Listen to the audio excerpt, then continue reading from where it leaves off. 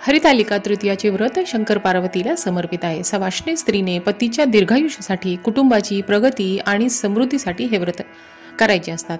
तसेच कुमारिकाने आपल्याला चांगला वर मिळावा म्हणून या दिवशी उपवास करायचा आहे। तर हे व्रत कसे करायचे आहे, या पूजेची मांडणी कशी करायची आहे, याचे नियम काय आहेत याबद्दल मी तुम्हाला संपूर्ण माहिती देणार आहे। नमस्कार, मी वैशाली। माझ्या चॅनलवरती तुम्हा सर्वांचे अगदी मनापासून स्वागत आहे। तुम्ही माझ्या चॅनलवरती नवीन असाल तर चॅनलला सबस्क्राइब करायला विसरू नका।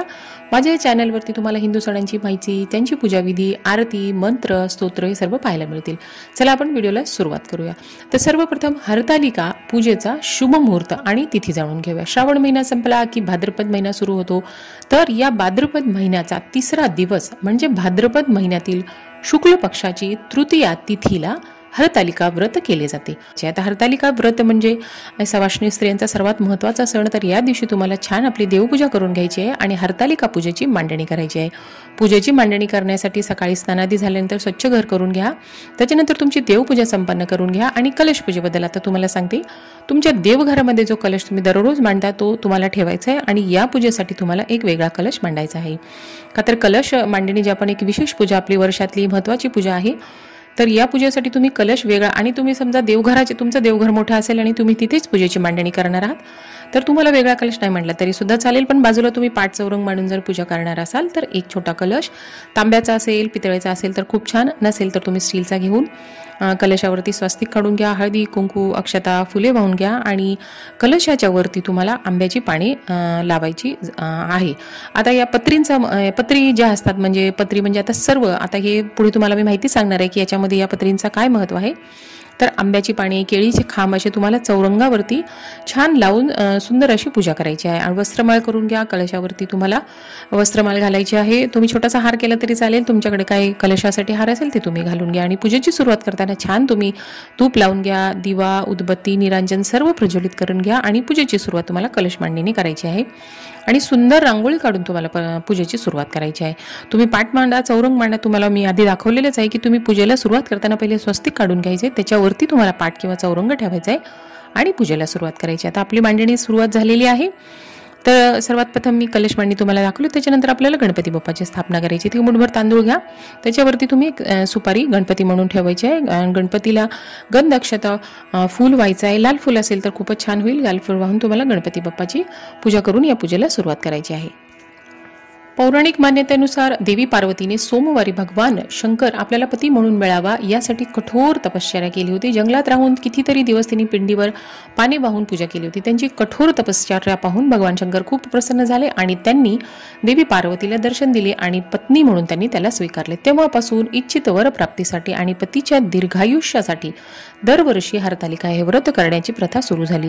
या पूजेसाठी आपल्याला महत्त्वाचे म्हणजे वाळूचे शिवलिंग तयार करायचे असते। तर तुम्ही स्वच्छ वाळू धुवून घ्यायची आहे आणि त्याच्यानंतर तुम्हाला वाळूने असे सुंदर शिवलिंग बनवायचे। आणि पार्वती आणि सखी याचे सुद्धा महत्त्व आहे।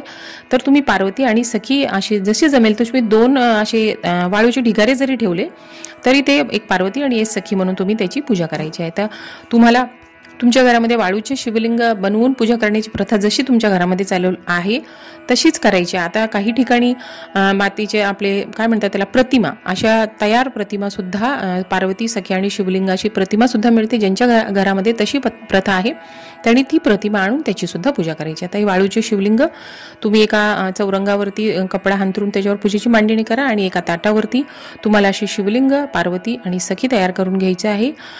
तुम्ही पिंडीला चंदन, भस्म, पांढरी फुले हे अर्पण करायचे आणि पार्वती आणि सखी जी आहे तिला हळदी, कुंकू, अक्षता हे सर्व वाहून तुम्हाला अशी पूजेला सुरुवात करायची आहे। पार्वतीला तिच्या सखीने शिवरात्री म्हणजे हे शिवप्राप्तीसाठी जंगलात नेले होते, म्हणून हा सण जो आहे तो महिलांनी एकत्रितरित्या साजरा करायचा आहे। देवी पार्वतीने भगवान शंकराला प्राप्त व्हावे असे म्हणून हे व्रत केले होते। तर जो कोणी हे व्रत करेल त्यांच्यावर भगवान शंकर आणि पार्वती माताची कृपादृष्टी राहते। हे व्रत करताना पार्वतीने अन्न आणि पाण्याचा त्याग केला होता, म्हणून काही ठिकाणी निर्जळी उपवास सुद्धा या दिवशी केले जाते। म्हणजे पाणीही न पिता उपवास करायचा। पण आपली तब्येत पाहून, तुम्हाला काय औषध गोळ्या वगैरे चालू असतील तर ते पाहून तुम्ही फळ हे घेऊ शकता। शकता। हे व्रत माता पार्वतीने घनदाट जंगलामध्ये केले होते, त्यामुळे निसर्गामधील जे काही फळे, फुले, पाने असतील त्या सर्वांचा उपयोग या पूजेसाठी केला जातो। म्हणून व्रत करताना फळे, फुले, पानांचा वापर करून पूजा केली जाते। त्याचप्रमाणे उपवास ही फक्त फलाहार करून केला जातो।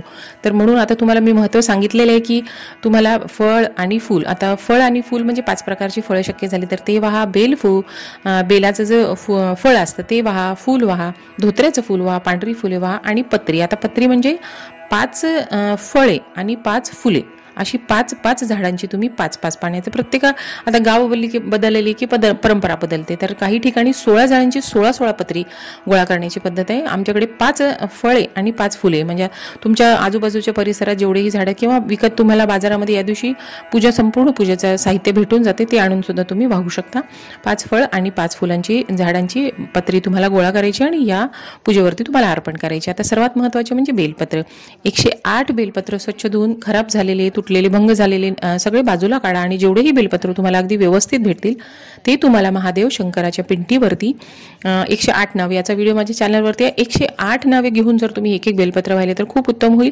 नाहीतर तुम्ही ओम नमः शिवाय म्हणत ही 108 बेलपत्री 11, 21, 51 तुम्हाला जेवढ्या भेटतील अशा पद्धतीने तुम्हाला या पत्री महादेवाच्या पिंडीवर अर्पण करायचे आहेत। आता पूजेला आपल्याला नैवेद्याबद्दल सांगते। आता या पूजेला उपवास असतो, त्याच्यामुळे उपवासा दिवशी तुम्हाला दूध, फळ असे काही नैवेद्याचे पदार्थ, सुकामेवा, फळ म्हणजे तुम्ही बदाम वगैरे असे काही पदार्थ आहेत जे नैवेद्यामध्ये तुम्ही ठेवू शकता। इथे मी दूध, साखर आणि फळ असं नैवेद्य म्हणून तिथे ठेवलेलं आहे। आता या व्रताच्या नियमांबद्दल मी तुम्हाला थोडक्यात माहिती सांगते की हरतालिका या दिवशी निर्जळ उपवास करायचा आहे, पण शक्य नसेल तर फळ दूध घेऊ शकता। एकदा व्रत सुरू केले तर हे तुम्हाला मधीच सोडता येणार नाही, आजन्म तुम्हाला हे व्रत करायचे आहे।